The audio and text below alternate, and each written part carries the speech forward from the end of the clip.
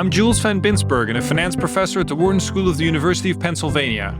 And I'm Jonathan Berk, a finance professor at the Graduate School of Business at Stanford University. And this is the All Else Equal podcast. Welcome back, everybody. Today, we're going to talk about a topic that Jonathan and I have been debating for many years now, and it is the crisis that we're currently facing in higher education. So what is the crisis, Jules? I would say, in my mind, the crisis is as follows. I don't think you can educate unless everybody is free to express their opinion and, more importantly, to consider other people's opinions seriously, that it might, in fact, change their own opinion. And today, I think in higher education, that's under threat. I agree with you, Jonathan. I think that compared to, say, 20 years ago when I came to the US, the atmosphere in the classroom when it comes to freely expressing one's opinion has changed. Though I would say that I think the problem even extends beyond the classroom. Jules, this is a business problem. It's not just an academic problem. Because businesses and government and almost all positions in the economy rely on the higher education system to educate people so they can be productive. So this is not just a higher education problem. I think this is a business problem. Our plan is to do a series of episodes addressing this crisis, largely because it's so dear to our heart. And we're going to start with 2 episodes. In this episode, we're going to get the perspective of 2 college presidents, Carmen Ambar, president of Oberlin College, and Kimberly Cassidy, president of Bryn Mawr College. In the next episode, we'll get the perspective of Neil Ferguson, founder of the University of Austin, a new university explicitly founded in response to the issues that have caused the crisis. Carmen Twillie Ambar is the 15th president of Oberlin College and the first African-American leader in the institution's 189-year history. She also has her own podcast series called Running to the Noise. The series is inspired by Michelle Obama, who spoke to the graduating class of Oberlin College in 2015, encouraging students to embrace Oberlin's history and run to the noise, those challenging, contentious situations that threaten to divide us. Kimberly Wright Cassidy has served as president of Bryn Mawr College since 2013, a faculty member at Bryn Mawr since 1993. Cassidy served as the college's provost from 2007 to 2013.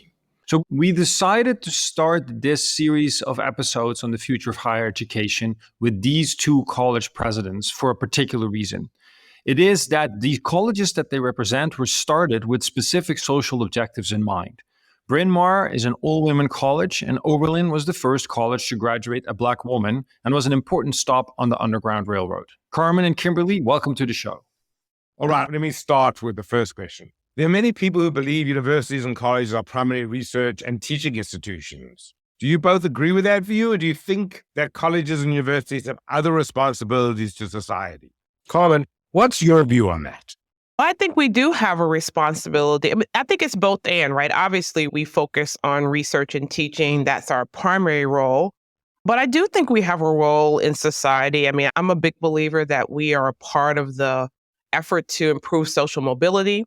We certainly want to be a part of educating students for citizenship. I think we have some obligations to our community, right? Oberlin's in a really small town, and we're the primary employer in that town. We have some work to do to engage our community. So I don't think it's that singular goal. That's the primary goal of teaching and research. But we have some other responsibilities to society too, I think. So recently, I think there have been a number of universities that have started to restate their mission statements a bit. And often that includes roles in, say, reducing inequities in society. So do you believe that institutions of higher education should have as a goal to reduce inequities in society? And if so, what is the most effective way to do that? And how should institutions go about that role? Kim, what's your view on this? So I can answer unequivocally yes, with no hesitation. I think that if we believe that learning and teaching and research is beneficial, and I think there's lots of evidence that that's the case, then we can't help, right, but have a larger mission of reducing inequities, certainly in access to that education.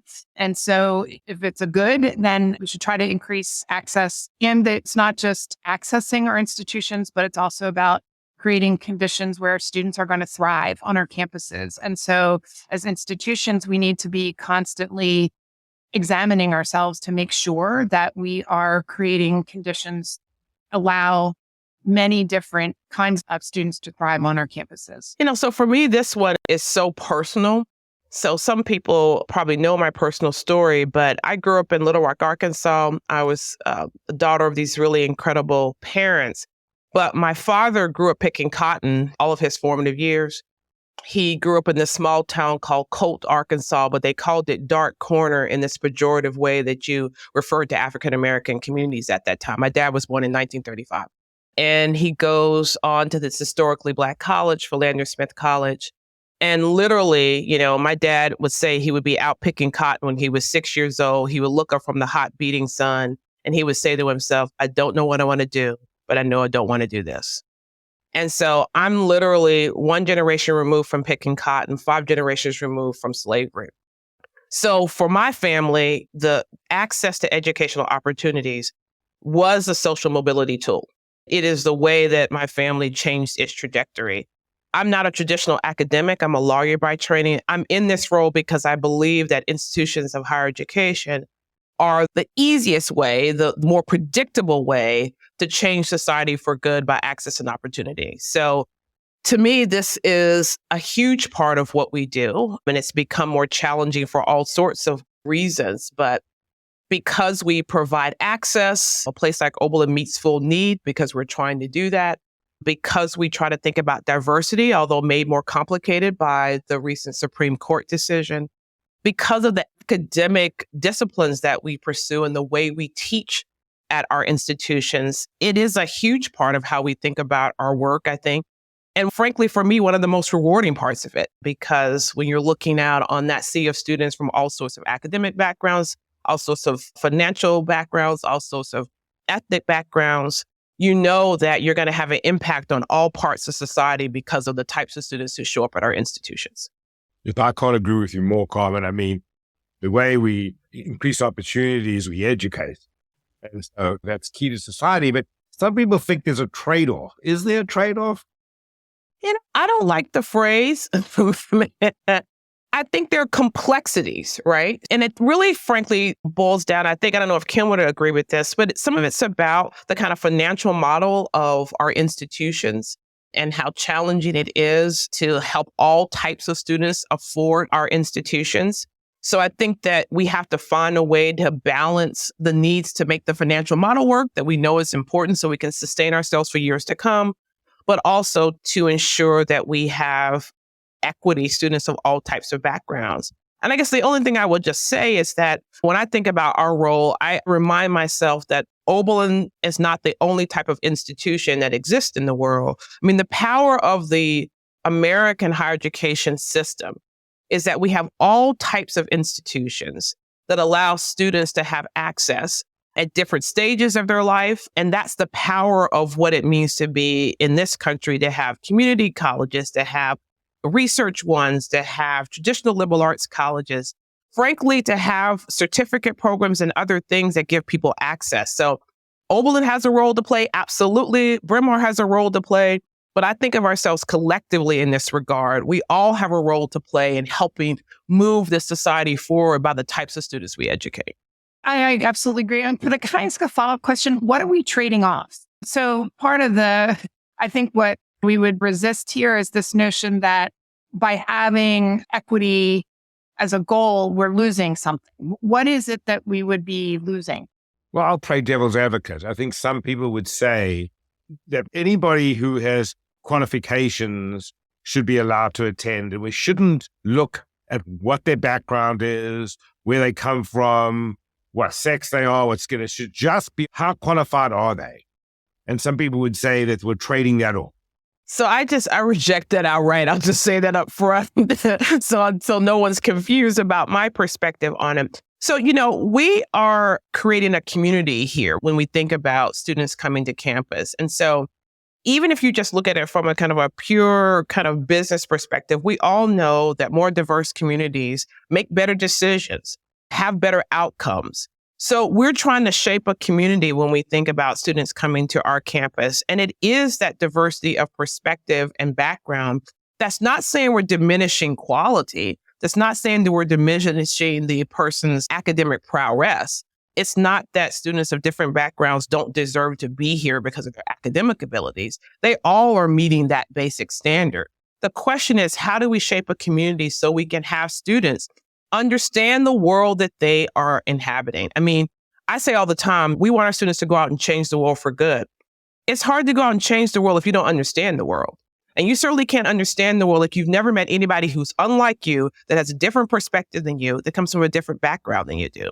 So we're not losing anything by creating the world on our campuses. We're trying to prepare them to go out and do this good work. And they can't do it if they show up and everybody looks like them, from their same background, from their same perspective.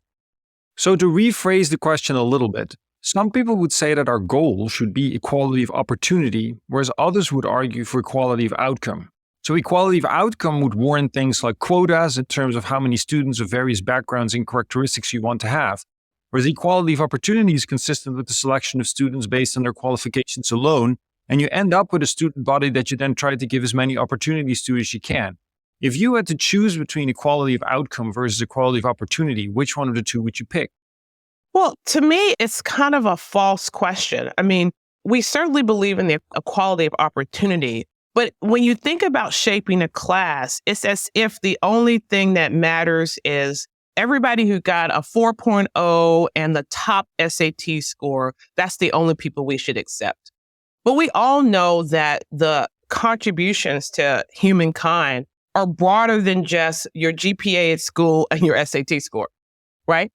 I mean, we want well-rounded students, right? People in the arts, people in economics, people who have had challenging circumstances. So give me a student with grit who's overcome something and has shown me how they can be resilient.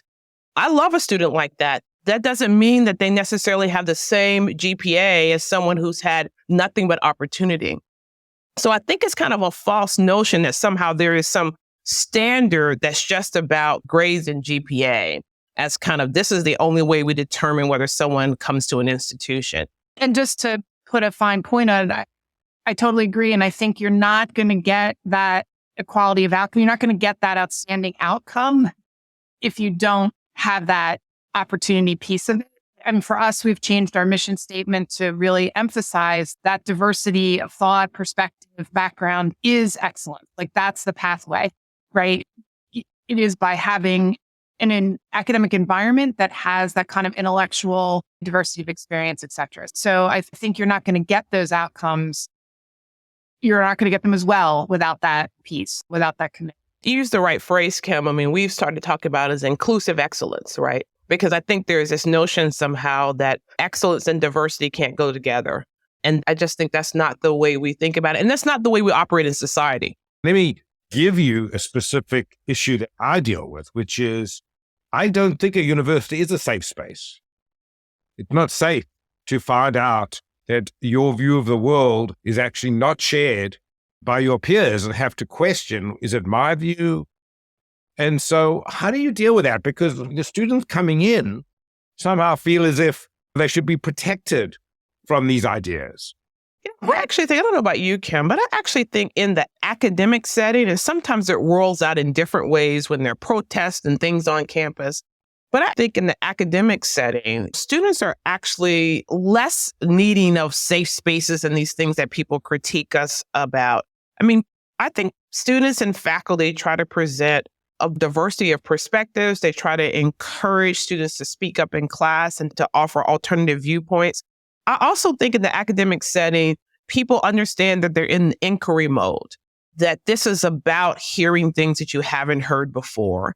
And so I think the more we step into our strength, which is that this is an academic experience, this is about learning, about appreciating concepts that are other than your own, I think we're in our best space. And I think where it gets more complicated for us is when we're in a kind of, we're protesting this or that issue and the feelings of yelling across the yard a little bit at each other. But I think the more we emphasize that this is about learning a diversity of perspective so you can understand the world better, that this is what you need to have success in your life after Oberlin or Bryn Mawr or Stanford or wherever you are, I think our students are willing to be open to that type of experience. And I just think we have to keep preaching it and keep establishing that that's what we are. We are the marketplace of ideas. If there's any place that is the marketplace of ideas, it is an institution of higher learning. And I think when we put our best foot forward around what we really do well, I actually think there's a fair amount of openness and more diversity of thought that I think people perceive exist on our campuses because they're seeing it at the moment of a protest. I would agree. I think it's a great way to think about it. And I think on our campuses at those moments, right, where it's beyond the classroom, I would say we have opportunities for our students to explore and experiment with those kinds of expressions, right? I absolutely agree with Carmen. I think it's a great point that leaning into the academic spaces to start is a great place and supports all of that kind of engagement and ideas that's really important. And I also think once you go beyond that, many of us have honor codes, we have community understandings and almost contracts that help us in those moments of protest as well. As hard as they are and as painful as they can be, we are also offering that to students as well. Let me make this very concrete, what I consider to be a real concern in universities, which is, let's take Donald Trump. I think we're all faculty. We know amongst the faculty, the support for Donald Trump is minuscule. But the fact is, half the country voted for Donald Trump. So amongst the students, it isn't minuscule. But if you listen to the debate on the campus, you would think it was minuscule. There is a large fraction of students who feel as if they can't express their view. And I think the fact that the faculty have this strong view encourages those students to keep their mouths shut. So how do you deal with something like that? Yeah, I think it's a fair point. I mean, the effort for people who have a minority opinion, for lack of a better term, and their ability to speak up and say what they think is important is an effort that we're encouraging all the time. But I think that's why these dialogue discussions are important. It's not just about Oberlin. We're in Ohio with lots of different perspectives. Let's see if we can bring those perspectives to our campus so lots of people feel comfortable expressing things that are different than our view. I would say that's certainly true in our staff, right? Our staff is a very locally hired staff. And so the notion that everybody on this college campus feels the same way is not true. The question is, can we find a way for those folks to feel comfortable? But it's not just about Donald Trump, right? This happens on all sorts of political issues. And we've seen it roll up in really challenging ways around the issue of Israel, right? Lots of students have different perspectives about what's happening in Gaza right now. Can we find a way for students who have a really pro-Israel perspective to feel like their voices are heard, while we also have students who are lamenting what's happening in Gaza? And can we find ways for all of those perspectives to be heard and be validated while still protecting people from this kind of approach that's about animosity and not about community? So we talked about students, we talked about society, but we haven't really talked about faculty much, right? So the faculty is sort of in between. And so what is the role of faculty in all of this? It is my impression that faculty are having a harder time speaking up too. They've become more risk averse. They don't want to broach on controversial topics as much as they used to. And so when we're talking about modeling the behavior of disagreement that we would like the students to exhibit, it seems that the faculty could step up there, but for some reason, we're not seeing that much. What do you think should be done there, or what's your impression of this situation? I mean, I would say that I think, first of all, as institutions, we need to be really clear about academic freedom, right? And to sort of remind our faculty that that is a core institutional value. And I think we have to support them in their classrooms and encourage them to engage students, but in their areas of expertise, right? So I'm a cognitive psychologist, right? So I don't have the skills necessarily to engage on every single topic to create debate in my classroom, right? But I can model those skills in the areas where I have expertise and then my general pedagogical expertise. Do you know what I mean? And so I think sometimes faculty are scared because they feel like they have to address every single current event in their classroom. And in fact, they can model those skills within their professional domains of expertise. And those that, we have a great example of a faculty member in creative writing who read a Palestinian author, right? And that person isn't necessarily an expert in Middle East history or politics, but was able to use their disciplinary expertise to engage students around that topic in a really hard but productive conversation. And I think we have to support faculty in doing that and really being clear about our value of academic freedom for them. And I think part of what's hard for faculty is you read the news, that's not true everywhere. And we're lucky as private institutions to really be able to protect that. I do think there's a shift. I don't know if Kim feels this way, but I certainly feel like as we have been embroiled in the conflict in Israel and Gaza and what's happening in that part of the world, oftentimes when there are world events and faculty members are teaching on that subject or it's a part of their expertise, I would hear all this excitement. Oh, I'm so excited to be teaching on this semester, right? That hasn't been the case on our campus. And I think it's because of the social media landscape, of people's willingness to record you, take you out of context, decide that you're on the email list or the list in a way that makes you less interested in being in that public debate in a way that you can't really respond.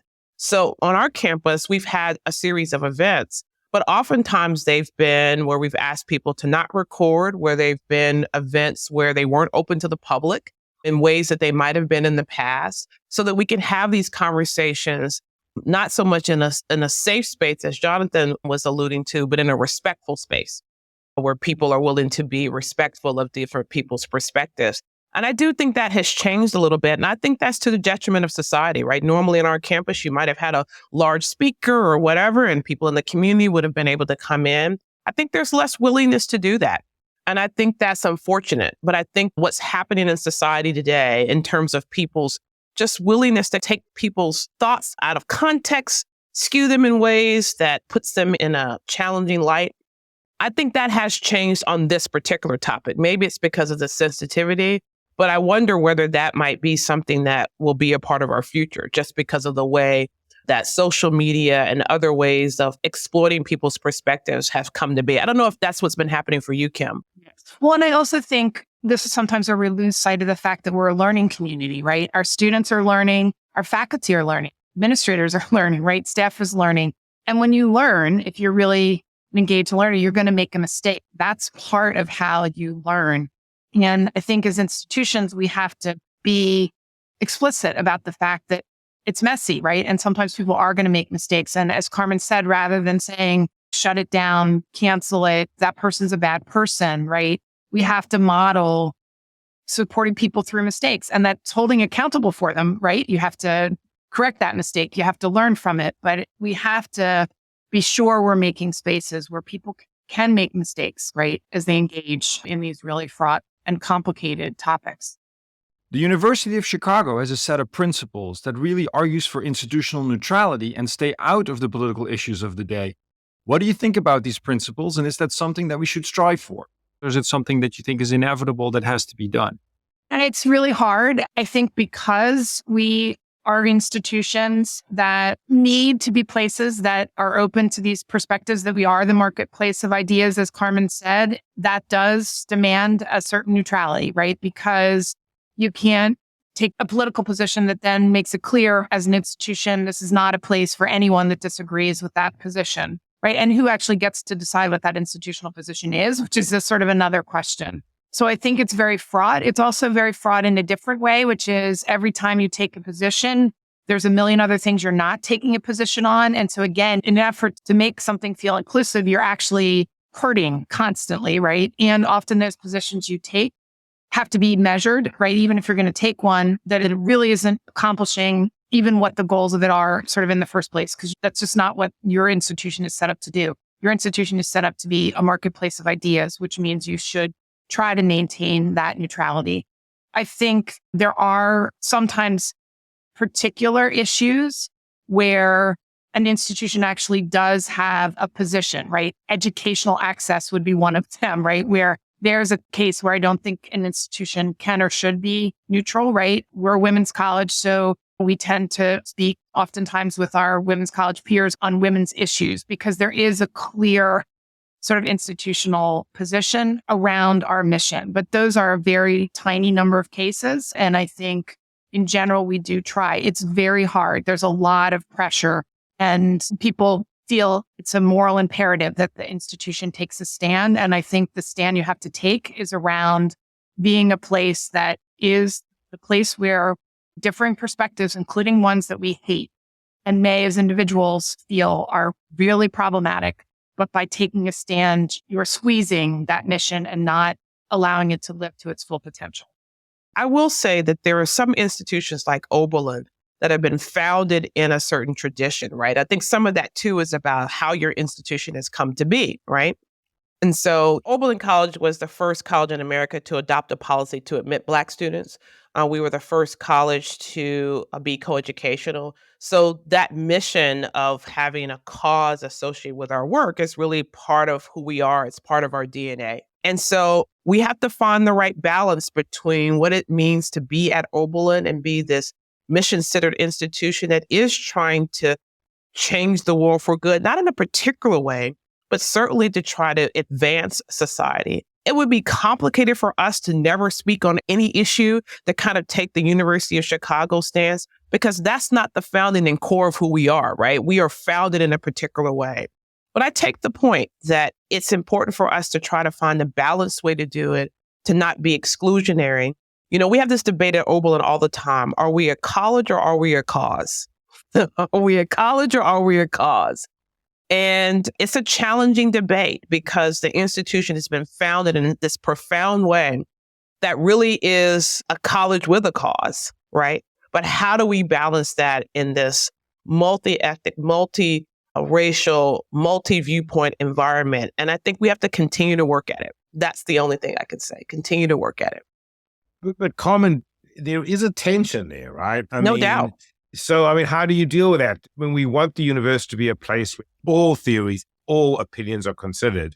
But if the institution takes a position, that will immediately mean the other side won't be free to express their opinion. Yeah. And I think for me, it's been really trying to find those issues that seem to be about a kind of clear commitment to humanity and to community. So it was easy to make a statement around what happened when someone was shooting at a synagogue, right, down the road from us. That was easy to talk about what our humanity is, what was clear. So that's different than being in a very divisive political issue over abortion, right?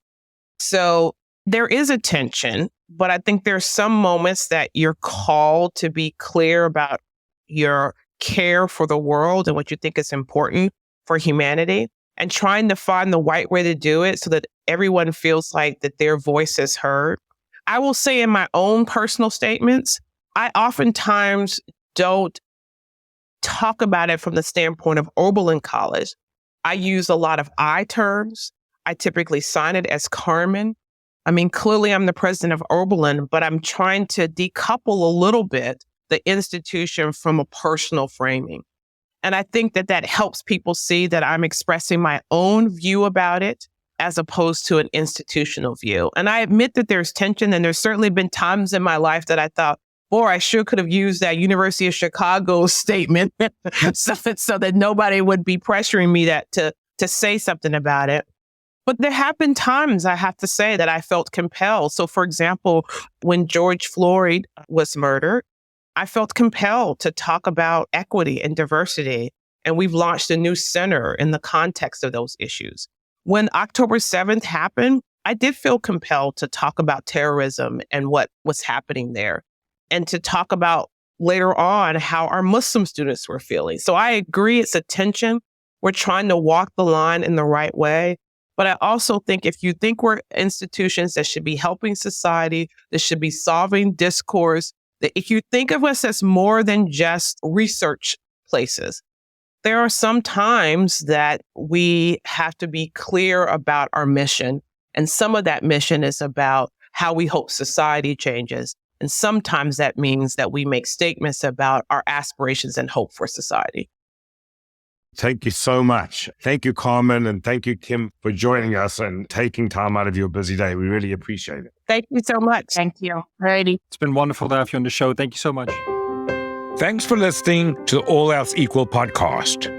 Please leave us a review at Apple Podcasts We love to hear from our listeners. And be sure to catch our next episode by subscribing or following our show wherever you listen to your podcasts. For more information and episodes, visit alelsequalpodcast.com or follow us on LinkedIn. The All Else Equal podcast is a production of Stanford University's Graduate School of Business and is produced by University FM.